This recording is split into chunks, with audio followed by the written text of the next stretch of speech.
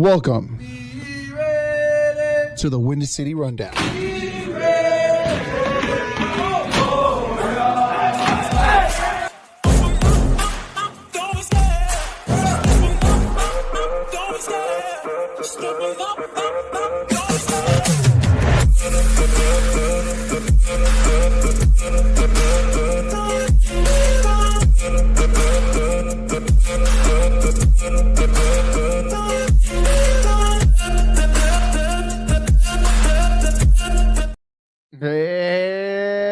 what's up, everybody?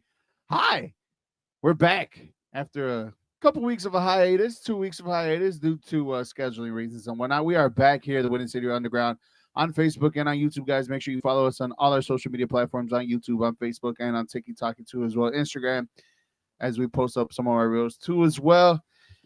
And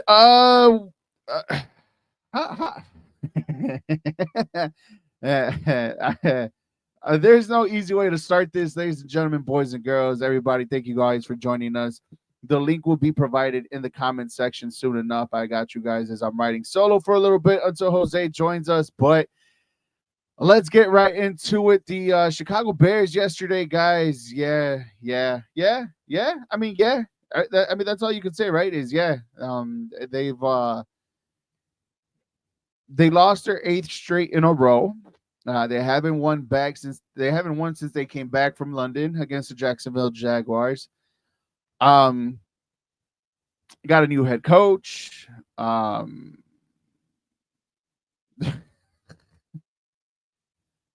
Ever since they fired Matt Eberflus, let's be honest, they've been playing worse. And yesterday on a primetime game, luckily there was another game going on at the same time between the Raiders and the Falcons too.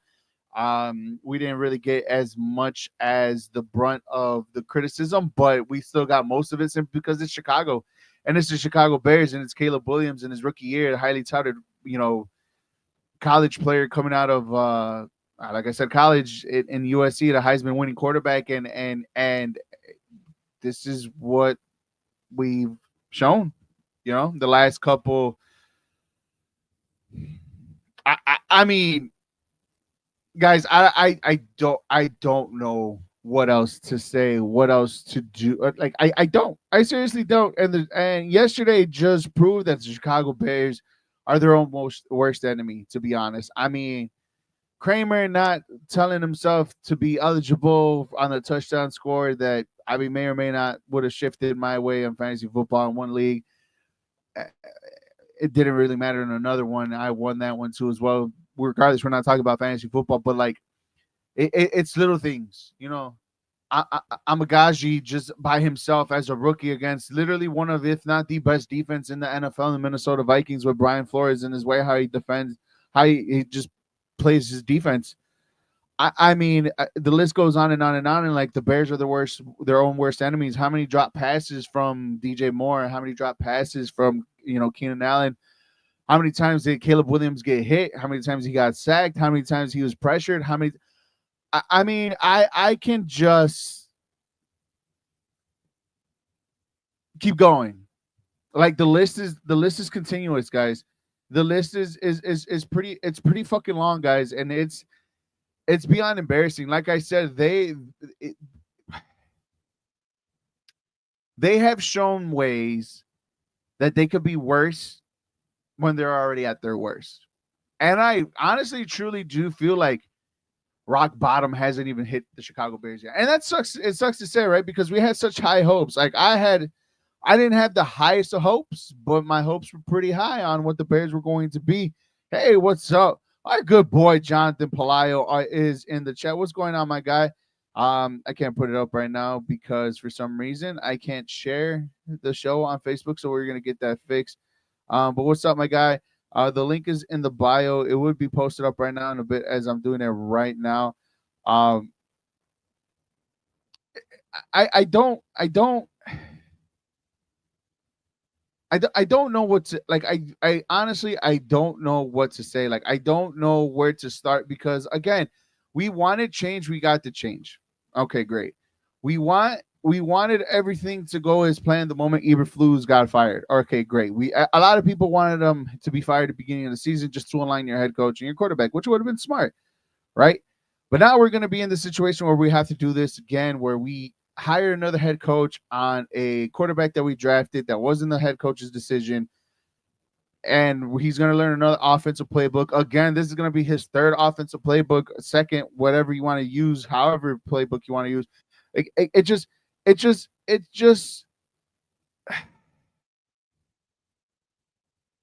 I don't know what to say anymore. Like I am like legit like fed up with the Chicago Bears. And a couple weeks ago when the last time that we had the show, I was saying I was very optimistic about the Chicago Bears and how they're going to end the season. And now I'm just here and look who decided to join up. What's up, Jose? And right now I'm just like I gave up. Like I gave up, Jose. Like, do you feel the same way too as you join us into the show, man? Like, how? First of all, how are you today? And What thank you for up, joining. Eric? Yo, man. Sorry about being so late, but hell yeah, I'm upset. It's embarrassing. At the same time, like, what do we expect? We knew what this. We knew once Eberflus was fired, what this team was. We knew they weren't going to make the playoffs.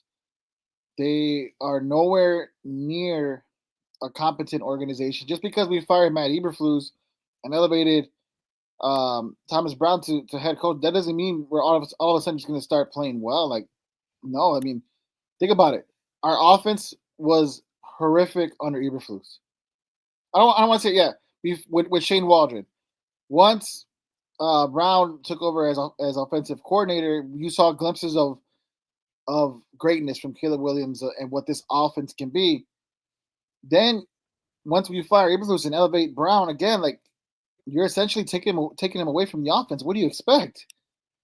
You know what I mean? Like you're taking him. I'm not saying that he needs to be like. I'm not saying he's the end all be all when it comes to being an offensive coordinator of this offense. But what I'm saying is, you took away what momentum they had going with him as an offensive coordinator because there's so much turmoil. There's so much just bad, just that has to do with his team that he's in charge of all of it. So it's and you're seeing that like he's not the defensive coordinator Matt Eberflus was, so that's why our defense is so bad. And you take him away from the offense, and what do you expect's going to happen? You know? Yeah, I mean, you're absolutely right, bro. Like, and to think like the Bears can't find a right, if that makes any sense, right?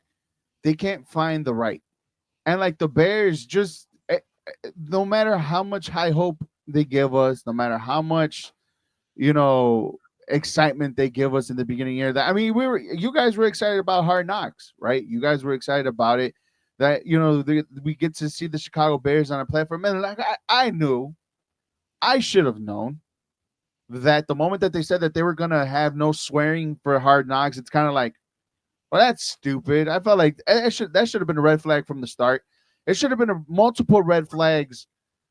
The way how they play the games, like how the games that we lost, obviously we go back to the Colts game, the beginning of the season, and obviously from the Commanders game on down in this other 8-game losing streak, another long losing streak under Ryan Poles. It's like now that you take out what was I guess you could say the spoiled fruit in the bunch, like you're noticing that there's other fruit that are spoiled too as well, along with this movement, bro. And it's like now you're questioning everything that the Chicago Bears have done. From is Ryan Poles even the right guy anymore? After we were just applauding him and excited for him and everything that he gave us from the trade to get DJ Moore and fleecing the Panthers and whatnot, to getting Caleb Williams because of the Panthers and whatnot. And it's just it's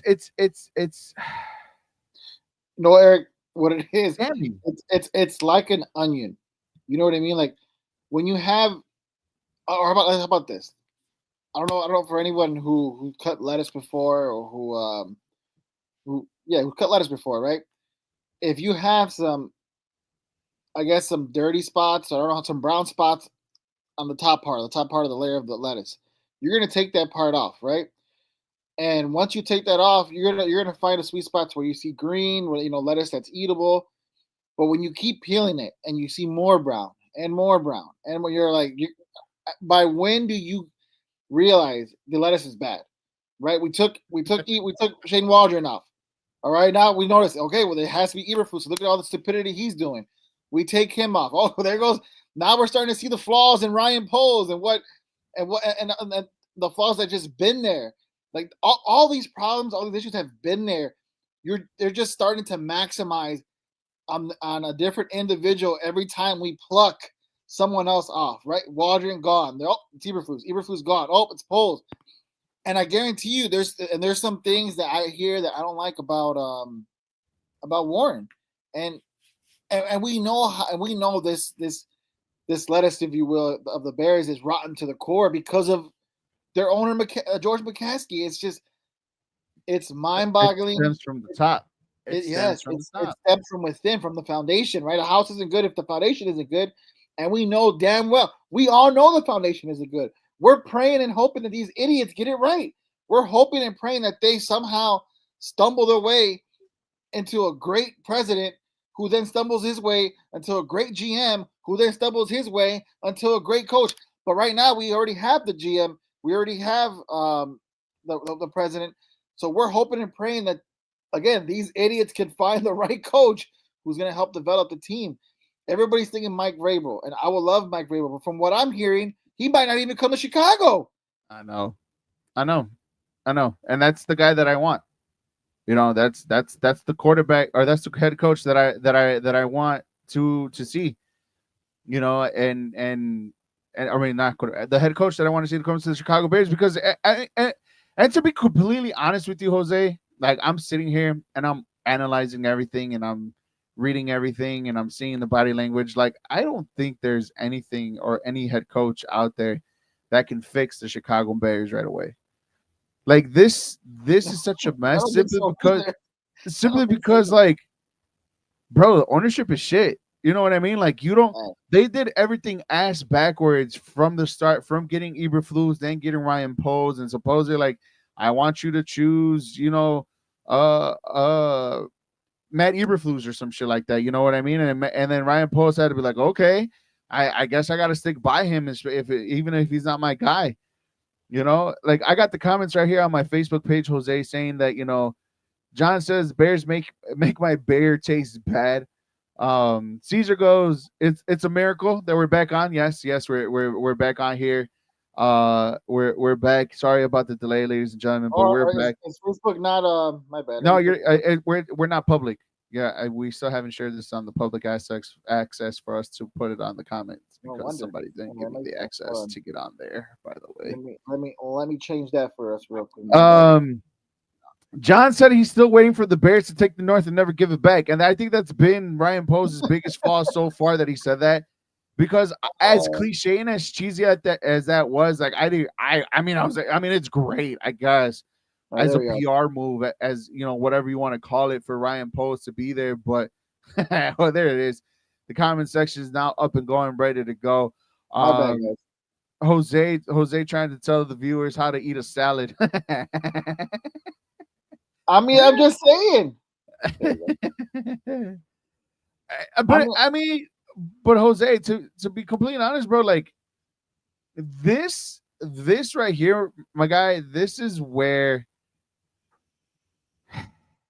I think slowly but surely empathy is really getting to us Bears fans. And slowly but surely, I think we're getting the sports fun sucked out of us overall in just Chicago sports. You know what I mean? And the Chicago Bears is probably the one. I mean, outside of the Chicago Bulls, the Chicago Bears are like the main blood force of us kind of being united.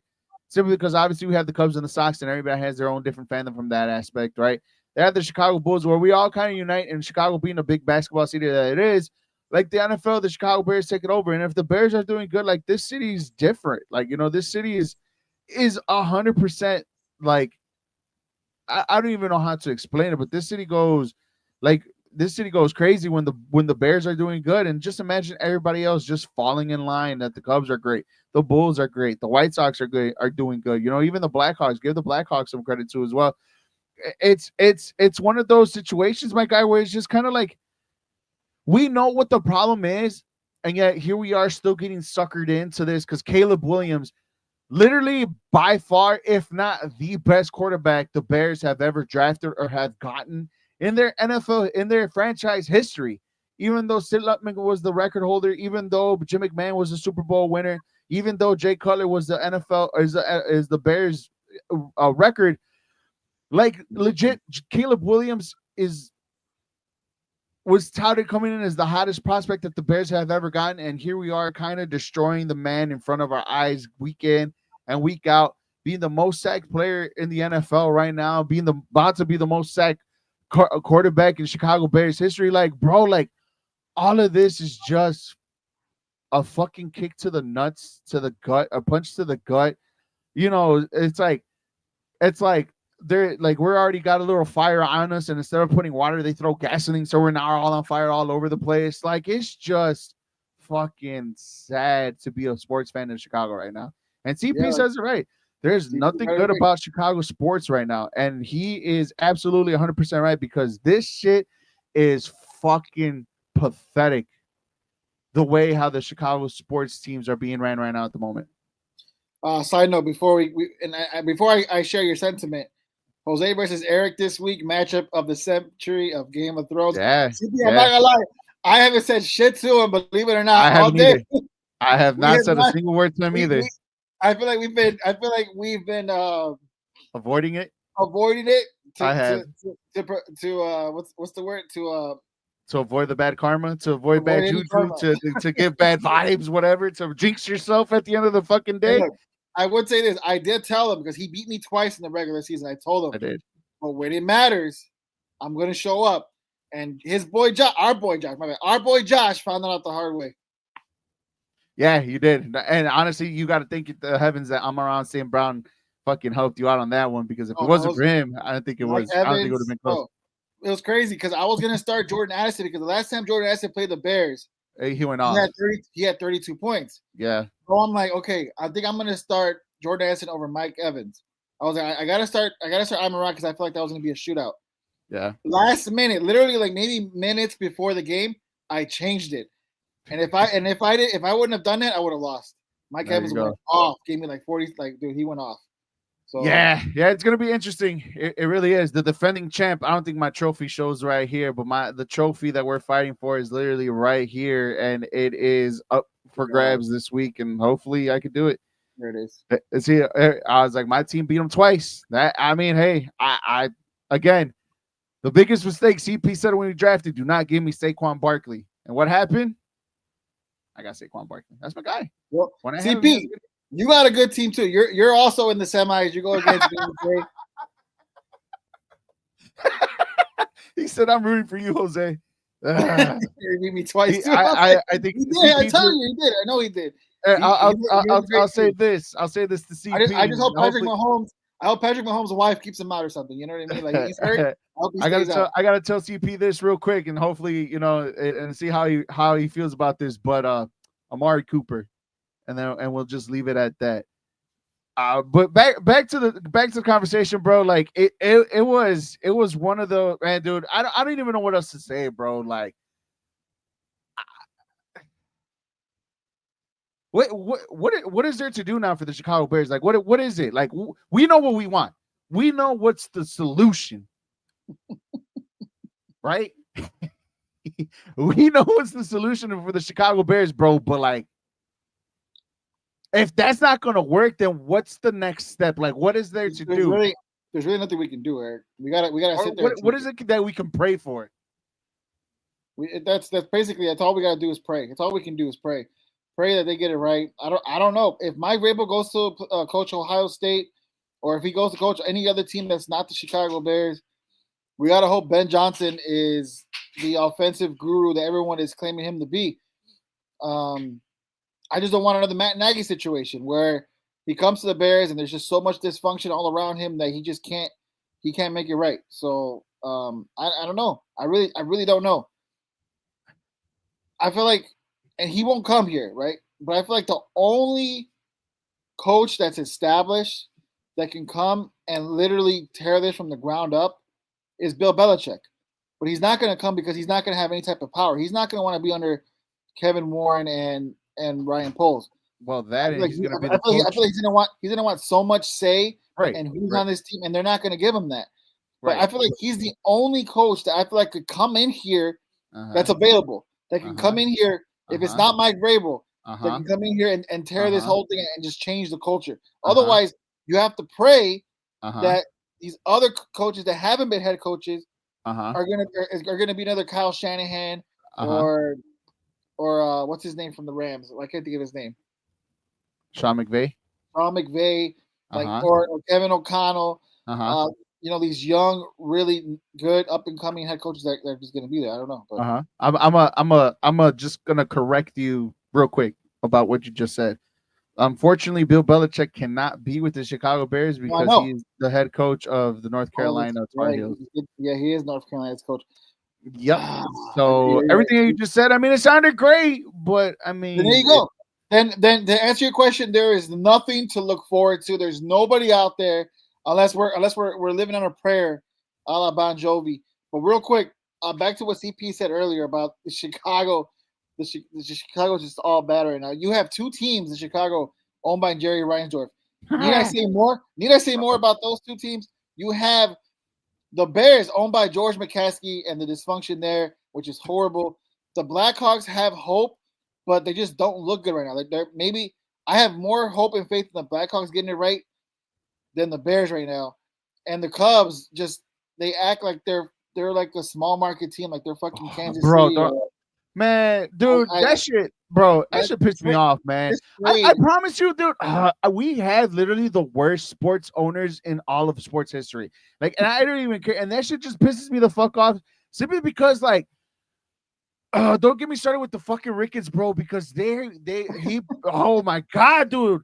I'm pissed, dude. Like, how the fuck you do not just because you saved fucking $8 million on Cody Bellinger? Like, you're paying the fucking Yankees $5 million to take him off your fucking roster. And you're getting a pitching prospect that you may not even see coming up in the big leagues, bro. Just because you want to be fucking cheap. Bro, I hate the fact, and oh my God, I hate the fact that we're Chicago, and we always say this. We're like the third or fourth biggest fucking market in the United States, and we act like we're in fucking Wyoming. No disrespect to Wyoming whatsoever. It's probably a great state. Nice views. The fucking potatoes are awesome. But what I'm trying to say, like, dude, like, we are screaming fucking poor on a big market city, dude. And it pisses me the fuck off that you want to trade Cody Bellinger because you save $8 million in your book, and those $8 million are not going anywhere. They're gonna be sitting in his fucking pocket because they're not going to invest on this fucking team. You traded for Kyle Tucker, a bona fide winner. Whether if you want to say he cheated on it or not, it's completely up to your take. But all I know is that he has fucking World Series on his back pocket somewhere somehow. And it's just. And it's like it's fucking frustrating, dude, because like we go to the Cubs, like I'm a Cubs fan, you're a Cubs fan, we all see it, and I don't call it Wrigleyville anymore. I don't even call it Wrigley Field anymore. I call it Wrigley Corp because it's a corporation. And you're telling me you're crying fucking poor because everything that you have built, bro, you're milking fucking money out of that fucking stadium left and right. With the stadiums, with the college football games, with the fucking sports bets casino that you have right next door, with the fucking winter wonderland that you have going on right now for fucking Christmas. You have everything in that place to be so fucking wonderful to fucking scream out fucking money, and yet you're trading away a guy and still paying the fucking Yankees, who don't need the money, by the way, who just lost Juan Soto, who don't need the money. You're giving them $5 million and you're getting back a pitching prospect that you're not going to get back. And then the fucking Bears on top of that, it's just a piss poor fucking ownership that's fucking annoying, that he doesn't know what the fuck he's doing. 12 years of being the fucking owner of the Chicago Bears, 4 playoff appearances, no playoff wins, and yet you do everything so ass backwards. You had to hire a fucking committee to get your next head coach after Matt Nagy left, and you didn't even get your GM to do so. Like you just. And then you get your head coach, and then you get your GM that didn't even have the opportunity to get a head coach, who may not even get the opportunity to get his head coach that he wants because he might not even be here next year. And then on top of that, you decide to get a president that is not even into football operations because all he cares about right now is putting a fucking stadium in the lakefront. That is not going to happen because of the Friends of the Park, and there's no fucking space in downtown Chicago to put a brand new fucking stadium the way you fucking want it. Arlington Heights is right there, and the more time that you're wasting on not building a new fucking stadium, you're wasting money like that could be in your back pocket for, I don't know, players for your fucking football team so your teams can get fucking better. Or I don't know. Or maybe a head coach that knows what the fuck they're doing and how to play a fucking football team. Or I don't know. Maybe just maybe you could just upgrade something on your fucking football team roster. But no, you're a fan. You're not a football operations guy. I'm a football fan, not a football operations guy. Remember that fucking saying? You fucking old piece of shit. And then even that, look, the much shit that I give Jerry Reinsdorf, and I'm sorry, the much shit I give to the Chicago White Sox, literally my sympathy. Because if you're a White Sox fan and you're a Bulls fan, you get it double.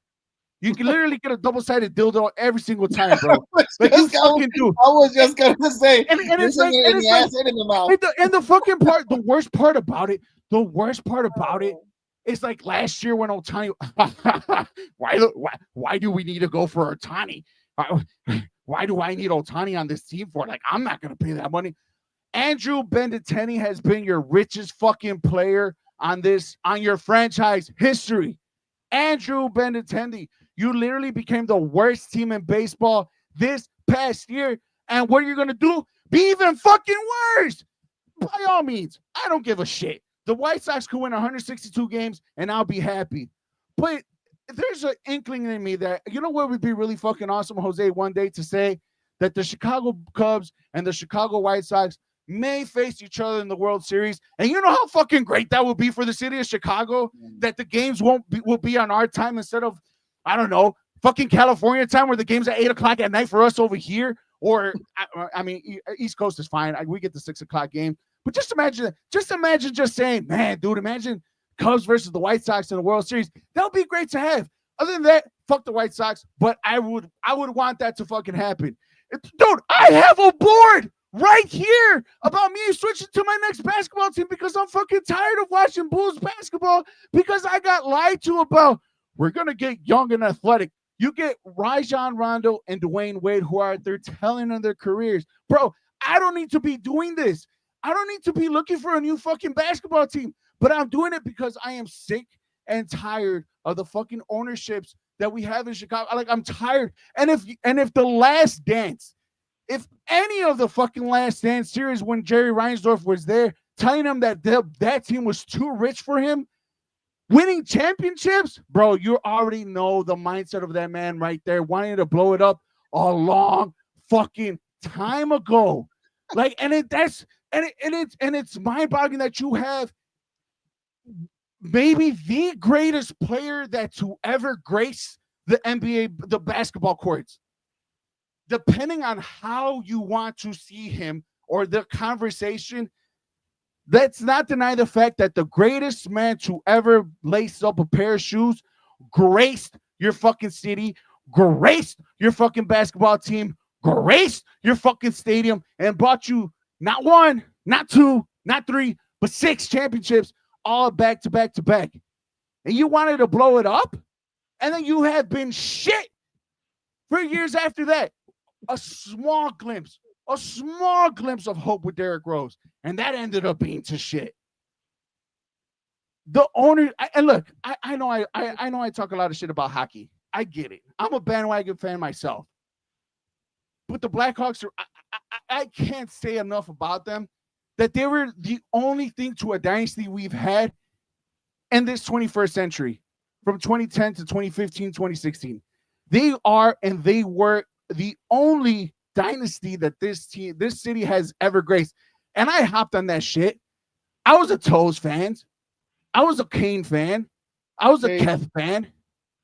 I was a fan of those players because they brought me joy. Because guess what?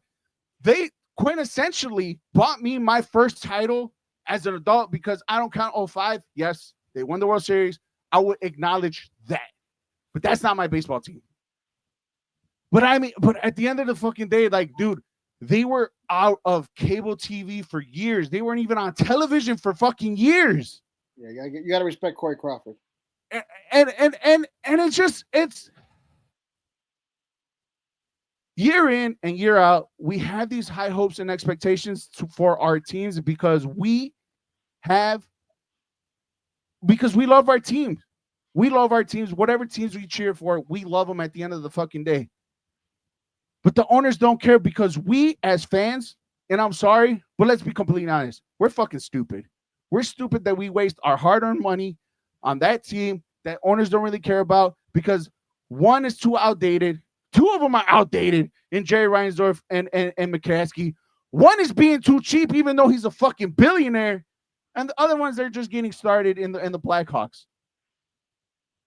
All I'm saying is this, bro. Like, mentally, I'm fucked up.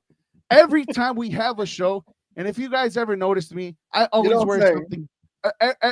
Every time we have a show, I always wear something Chicago, something Bears, something Cubs, something Bulls every once in a while. That's me. I'm wearing a soccer jersey. And I even want to fucking quit on these fucking guys that I'm wearing. But guess what? I won't. Unless you're the Bulls. Unless you're the Bulls. Bro, like, I do not fucking understand why we have such fucking idiots running our team, bro. Idiots, morons, incompetent, cheap, rich bastards is what we have on our fucking teams, bro. From Reinsdorf to the McCaskey to Ricketts.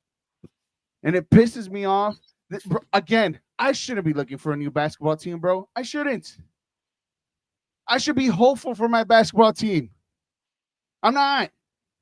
I was hopeful for my football team, bro. We had the second longest losing streak in our franchise history with Ryan Poles. Literally this year, we were just 4-2 2 months ago. My baseball team is crying poor. Yet they're making millions and millions and $1 million off of us in that fucking corporation, bro. Yep. What CP says, the depression is real. Every Chicago sports fan needs aggressive therapy. And that's what we are. That's what this is for.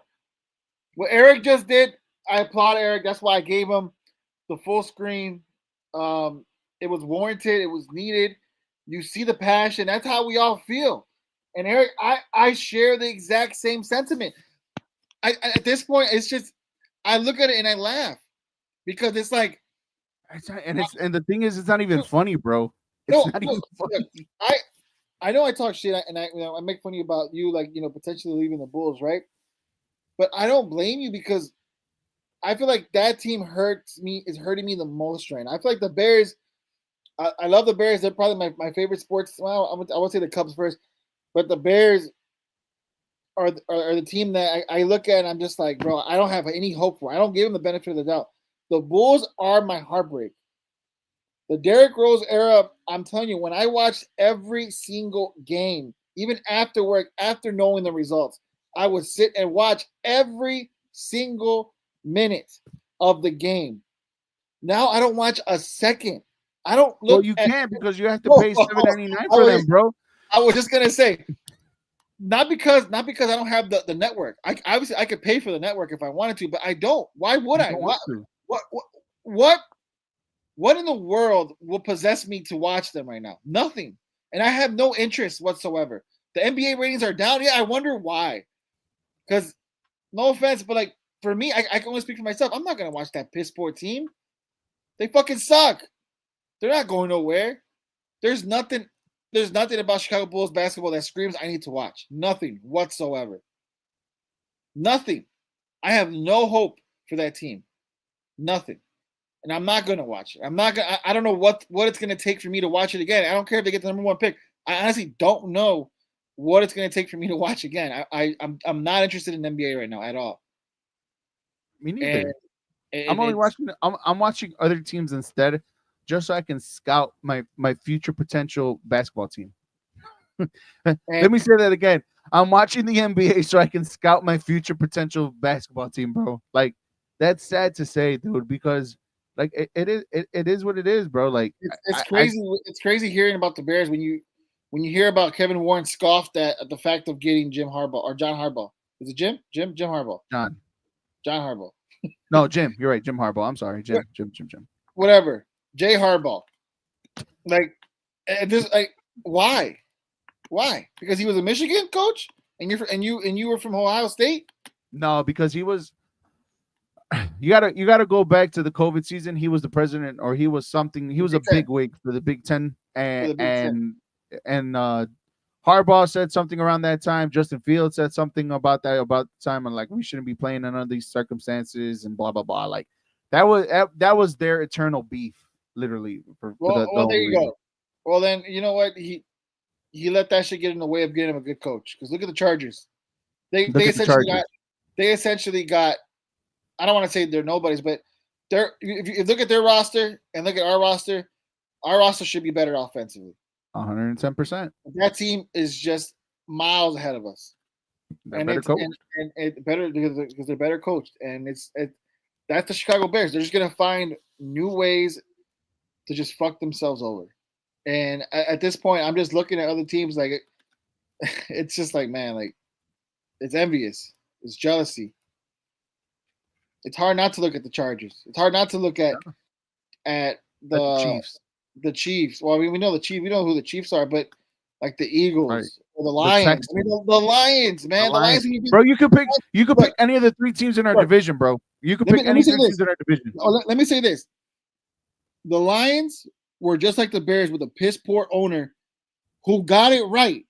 Right. He caught lightning in a bottle when they hired Dan Campbell. Mm-hmm. So that gives me hope because come on, I'm pretty sure the Lions are still bad owners. I'm pretty sure they just caught lightning in a bottle with the GM and the coach they have now. I'm hoping the Bears can do the same because for so long they were shit. They were the worst franchise in the NFL. Yep. And they very well still can be. It's just they just have a really good team right now. They just built it. They just built it the right way. I that's all they did. They built it the right way. And CP's always in the comments, bro. And let's go that one. Yeah. He said the Bears really come before anyone. That's why I hurt so bad. Whether you're a White Sox or a Cubs fan, you feel the pain from cheering on the Bears. Over the years, my dad probably left my life because I told him I was tired of watching the Bears lose and considered switching being a Cowboys fan. Ugh. I mean, look, at least with the Cowboys, you have a shot of doing something, of making the playoffs, because one, that division is wide open. Or was wide open, and two, like money could be thrown in, and then you just again lightning in a bottle for one season, and then you're in the playoffs. Like, and it's the Cowboys, and they get the biggest recognition. I guess you can say that. CP also agrees with you, Jose. Basketball is so dry right now, and I think it also has a lot to do that they're doing this fucking NBA Cup in the middle of the season too, as well. Like, I find that so stupid. I don't get the reason for that either. Does it all the fucking time, but okay. Exactly right. You coming from the guy who watches like 3 different leagues for one fucking team, or 3 different competitions for one fucking team, right? But even then, so bro, like it makes no sense. CP says I learned. He also says I grew up watching basketball, learning the game, being coached on in the game I love is no longer. I'm only here mostly for a football guy now. I mean, yeah. And plus the NBA, like we maybe credit Steph Curry for changing the game, and it was such a positive that now it's becoming such a negative now because everybody just chucks up a lot of fucking threes everywhere, and nobody you don't even run down the clock to 24 seconds. I feel like fast transition and even on an open easy layup or easy slam dunk, you try to toss it to the corner and shoot a fucking 3, and that's what it is. And the stars and the stars of the NBA right now are the guys who just don't miss. Right. Otherwise, or you don't even get the stars playing anymore. Like there's a lot of load management problems. LeBron James taking time out because he's getting accused with Diddy. I don't know what's going on. I mean, damn, ain't no party like a Diddy party, like he said. That's the Windy City Underground, Windy City Rundown, after dark type shit. What he says, we at least lost 3 or 4 games off of coaching alone, 100%. I mean, we could name all of them actually. He truly believes with Jim they would be at least 9-5. The Packers always get it right. And he said, hell, the Vikings find a way to remain competitive every single year, no matter what the roster is. And that's 100% true. I mean, Sam Darnold literally came from nothing and it's probably like rejuvenated his career with the Minnesota Vikings. A job that, let's be completely honest with you, he just kept that position warm until J.J. McCarthy was ready. He better thank whoever religion he's part of, because with J.J. McCarthy going down and him being done for the year, gave him the opportunity to play. And guess what? He's thriving, and he has the Minnesota Vikings at 11-2 with records from completion passing, from yards thrown to touchdown passes, bro. Like, that's crazy, bro. And he says, right, Sam Darnold looks like Phillip Rivers out there, and that's 100% true. And I don't think we're going to see the same Sam Darnold anywhere else if he decides to go anywhere else after the season, knowing whatever his future is with the Minnesota Vikings and the 17 quarterbacks that they have on that roster, including Daniel Jones himself. So it's kind of like it's crazy how coaching, right coaching can do for a football team that has less talent but maximizes that less talent. I was just gonna go there. If there's a season that's more indicative of the fact that head coaching is imperative, is the priority going into a season, the right head coaching, it's this season. When you look at the Bears and they have without a doubt the best. You and I know, talent wise, they have the best quarterback that came out of that draft. But when you look at the teams with great coaching, like Denver with Sean Payton, look at Bo Nix. Yep. Look at Washington with Jaden Daniels and his head coach. Yep. Like that, Drake May even looks really good in New England. Now, is their coach good? Maybe not, but better than us.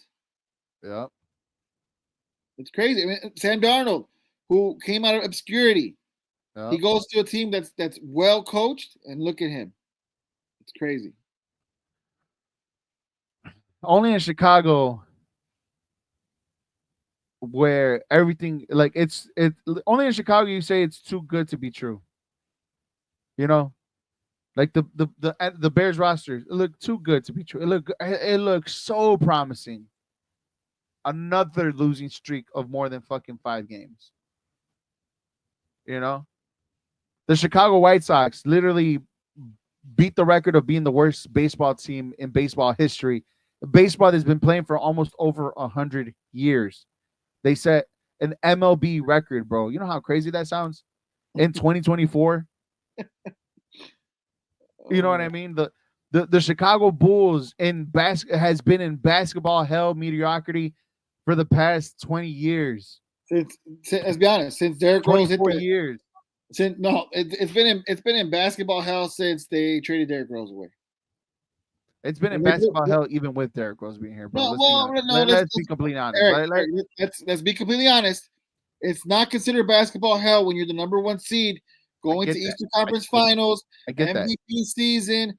It went into basketball hell after that when they decided to rebuild from that era.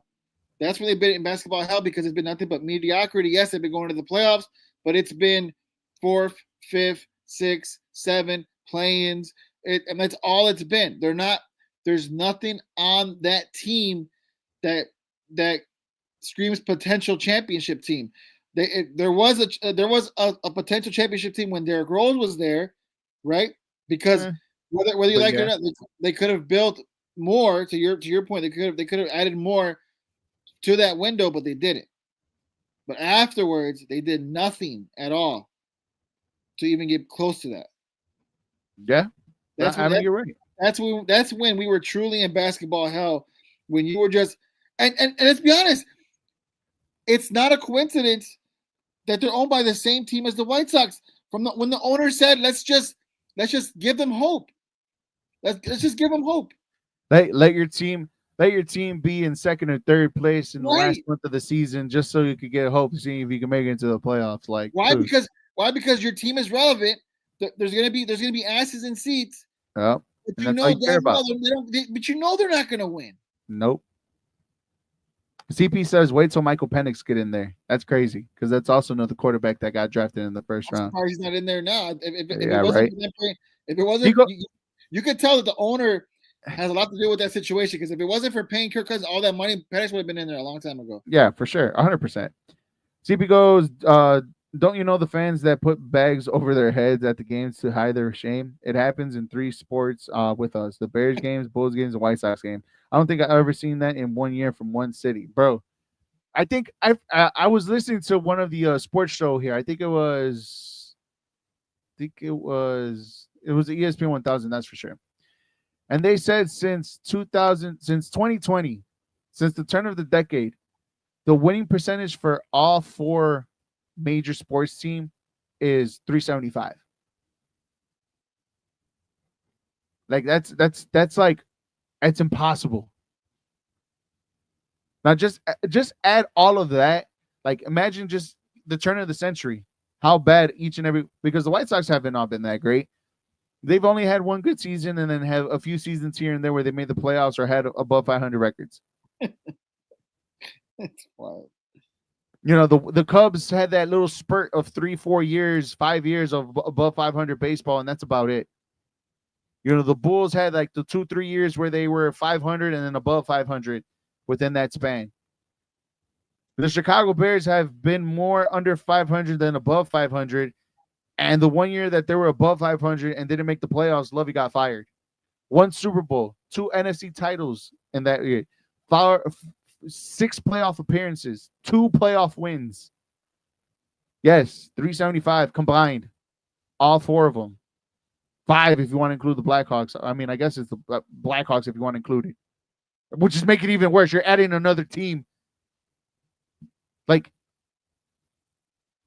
it's just, we have owners that know that they're taking advantage of a city that has so much marketability, that has so much passion for their teams, that have so much like they know that the money will come, and they don't care. They don't fucking care. They don't care. I'm not going to Cubs games this year. Like, I'm not. I'm definitely not going to a Bulls game. Definitely not. Like, I'm not even watching a Bulls game. I can't watch a Bulls game because they're not on cable now. I don't want to pay $7.99 for one fucking team. Yeah, you're paying like basically $10 just to watch one team. And then $30 for all 3. Fuck that. I don't know, man. I might move. He said I might move. I'm a huge sports guy, but this is embarrassing. I mean, you don't have to move, CP. Just do what Eric's doing. Just I guess just start following another team. I don't know how to say it. He said, I mean, at this point, how point, do you watch? Please tell me you don't pay $10.99 a month to watch them, bro. I don't watch Bulls games when I bet on them. Don't tell me that. I don't know. I don't watch them at all. Even if you get free streaming, I still probably wouldn't watch the Chicago Bulls. I wouldn't. Like, bro, like this is a mess. And I think now, since this public aspect of everybody doing a podcast, everybody having their own opinion, it being all over the place, you know, sports talk radio always dialed into it. We all have a platform now in social media. We have everything that we could possibly have to talk about our sports team. And at the end of the day, I guess you can say, you know, what, bad publicity is still publicity at the end of the fucking day at this point because you're still talking about the team. It says FanDuel gives me 3 months of league pass. I don't have that. Good shit, CP. Wait, really? Well, I gotta look into that. What the fuck? Good shit, CP. I'm proud of you, but I'm still, I don't know why you would still watch the Chicago Bulls, bro. I listened to 670 for the Bulls game, bro, just to know what the hell is going on. And then I stopped after like a month because it's the same bullshit I kept hearing. Bulls can't play defense. Bulls can't shoot. Every once in a while, the Bulls will have an offensive spurt, and then they just collapse in the third, fourth quarter. Oh, for real? You bet $5, get 3 months free league pass. Say less. He's like, I told you, I only watch when you bet. I mean, hey, I got CP. I don't even bet on the Chicago. I bet on them to lose more than I bet on them to anything positive, and they almost cash. I don't care. I don't care anymore. I do not care. Thank God for my Mexican soccer team. That gives me hope. That gives me happiness. That makes me feel wanted. That makes me feel like, okay, there's a team out there that I support that knows and values winning championships. Like I thank the heavens above me that they gave me a soccer team that I can cheer for and be happy. You know, I wish I could say the same thing about all my teams, all the teams that I root for. Go Liverpool, baby. They're the only thing keeping me afloat right now. And even with my Arsenal team that's in disarray right now because of I know the reasons why. I can see the reasons why. But yet I still wake up and I'm like, my boys are playing today. I don't have that feeling for any of it. I literally today, the trade of Cody and Bellinger, bro, I think that just took me over. It literally did. We literally gave my brother's team, who commented earlier on here, we literally gave my brother's team a fucking former MVP, and all we got in return is some fucking towels to wipe our fucking nuts. That's all we got in return. He said, "Welcome, Belly, to the evil empire." That's my brother. Thanks, Cubs. He said, "Eric, you need a cigarette. You need to chill." Bro, like I'm fed up. Like I'm fed up. I'm fed up. Well, bro, February 6th, but I might be happy after February 6th if I find my new basketball team. Well, we didn't even go to the team today. And we don't even have to, my guy. Today is just a pass. I really don't care. We don't even have to. We'll have to do that next week. Like it's just. I got you, baby. Don't worry. What he said. CP says Kansas City being my second hometown is the only thing giving me hope that Mahomes keeping the dynasty going. Jose, even just to be on Kansas City, your second, bro. You be hopping on all. You're a Lakers fan. You're now a Chiefs fan. Come on, CP. Don't tell me. No, you're a Yankee or Dodgers fan, CP. Which one is it? Dallas Cowboys. You told your dad you wanted to be a Cowboys fan. That makes sense. That makes hella sense, CP. Stupid. Let me stupid. I'm kidding, bro. But bro, like, honestly, Jose, like, I don't even think Patrick Mahomes could even save us anymore, bro. No, like, even my analogy of Deshaun Watson being the Bears quarterback with Matt Nagy in that second year in 2018, I don't even think that would have been possible anymore, bro. The way how it was. I'm kidding. He was born in Kansas, bro. There's no place like that. What are you doing cheering for the Bears? Hell no. Bro, if I was born in any other state, I'm sorry. I'm using that as an excuse to not root for the Bears. I swear to God. I don't care what state it is. I'm not rooting for the Bears if I wasn't born here. Hell no. The fucking Bears, bro. Fucking Chicago sports, bro. For real. You can literally claim Kansas City. Nobody can say anything to you. That's what I would do. I say, you know what? I'm using my sports mulligan to go back home. You know what I mean?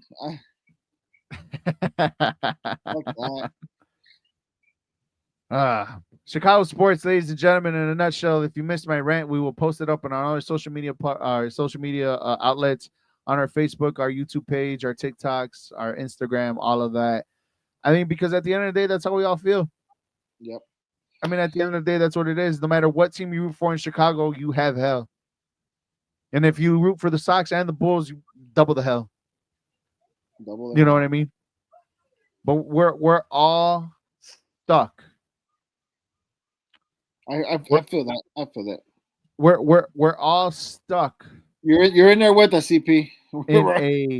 We're all, like Eric said, we're all in hell together right now. Yeah, I mean, we're all stuck together. As much as we fight about the Cubs and the Sox, we're unified because our owners really don't care about us. It's every single team on here. There's no team in Chicago right now that's worth cheering for. Wow, that's crazy. Like none of the teams are competitive. None of them. The Cubs, you can say they're competitive, but let's be honest, they're not doing anything. No, bro, come on.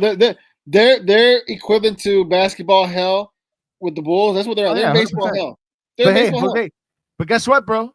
At least we broke the curse back in 2016, which was 8 fucking years ago. Yeah, bro. I was gonna say, look, 9 years ago. as much as I cherish that moment, Eric, it doesn't make me feel It's good. starting to become a drought. My Yeah, God, it really is. that's a long ass I almost drought. forgot how that feels. I cried. That was literally probably the last time I celebrated. No, I ain't gonna lie. Seeing America win 4 years ago for the first time in like 5 or 6 years, I kind of shedded a tear. So I'll go that far. But the Cubs, like genuinely, like the Cubs, the Chicago Cubs were. Let me put this. I'm gonna put you in this type of perspective, Jose. The Chicago Cubs were my first legit Chicago championship. Like legit. I would say the Blackhawks in 2013 more so than 2010 because that was when I was legitimately like, I was literally hands and knees like 2 inches from the TV up till 3 in the morning in overtime. I was in it. I was on the bandwagon that year. I was all in. So I would say that one was like my first one. But then the Cubs obviously exceeds all of them. But I would say the Blackhawks definitely. And look, we were alive for the Jordan era, but I was like 7 years old. I barely remember it. Right, we were both the same age. We hardly don't remember any of it. I mean, I remember the last, like I remember the last two, but I wasn't too ingrained, I guess you could say. Right, yeah. It doesn't hit like it does when you're older, you know? Like I said, the Chicago Cubs is the only Chicago championship that I've actually celebrated with passion. Yeah. I'm spoiled with Liverpool. I feel like in order for me to be really invested like I am with the Bears, they got to go through like a 5 to 6 year drought of not winning anything. Oh my God. I kind of feel like I'm spoiled right now. They went 33 years without winning a league title, but that was still won championship trophies in between that drought. So I mean, it is what it is. And then they won one during the COVID year. Yeah, it was COVID year. He said, CP goes, we were kind of alive. No, yeah, we were kind of alive for real, but like we weren't. We were alive. It just hits different when you're older. We were. How about this? We weren't emotionally connected or invested like we are now. There you go. We didn't know any better. We just knew winning. We didn't know any better. I got proof and pictures out there from multiple people. Me crying on the floor with a ketchup stain on my ass. I'm like with my Cub shirt, bro, my Cub gear on, bro. Like there's pictures, there's videos out there of me like that, bro. It's all right, man. And honestly, like it just you get a pass because I know exactly how that feels. It just sucks, man. It just sucks. All right, well, guys. Hopefully we'll have we'll start coming on regularly next week. We took happy a little holidays for everybody. You know, we'll be back with the City Rundown. We do apologize for the last couple weeks. Just don't apologize. We know life be lifing, bro. Life be lifing. That's it. Spotify, TikTok, before you take us away, YouTube, please pay us so we can do this on the daily. We do beg for thee, you know. Other than that, Jose, any last words before we peace out? Good luck, Eric. Same to you too, sir. May the best man win. May the best man win. May the best. I told hey, look. The Nature Boy, Ric Flair, one of the greatest of all time, says to be the man, you gotta beat the man. And I'm going against the defending champion this week. So woo! That's all I gotta say. Yeah. That's all you gotta say. All I know is I gotta put up or shut up this week. So it's gonna be a good one. It shall be a good one. And then next Tuesday, one of us gets to gloat. Yeah, that we're in the final. Shout out to Paulina, to the wife. She beat me in JCA. I was the defending champ. She knocked me off my throne, but there's nobody else I would rather lose to than her. So shout out to her. I hope she wins I hope she wins it this year for sure. And you're in it too. Yeah. And Art, no hard feelings, my guy. I apologize. I apologize, Art. Please give me a good Christmas gift on Saturday. For Jose Contreras, Eric Avila, this has been the Windy City Rundown. We have given a special thanks to Jonathan for joining us today in the chat. CP, as always, in the chat. My brother in the chat. Caesar in the chat. Thank you guys for joining us. Thank you guys for being my therapist for today, and letting out my emotion. We like to thank you guys for joining us each and every week. We'll be back weekly here on the Windy City Rundown. Again, follow us on all our social media platforms: Facebook, YouTube, TikTok, and Instagram. Hit the little bell when we get notified when our shows are going to be on. Fuck Chicago sports, Jose. Fuck the owners, man. How about that? Fuck the owners. It's not right. Until next time, Windy City Rundown. Jose Fuck Contreras, Eric McCaskey, Avila. fuck Reinsdorf, fuck a Papa Doc. No, I'm just kidding. It's not. You can't even say fuck you. You can't even say the you're cool part. Just straight fuck you. I'm out. That's it. Right. Like just fuck them guys. Fuck them. All right, we're out. See you next week. Windy City Rundown. See you guys. Oh shit. Here we go again. He's running like he's got a lobster down his pants, showing that he is as slippery as a bar of soap. Like poop through a diarrhea-infected goose. Commented about it. That's fine.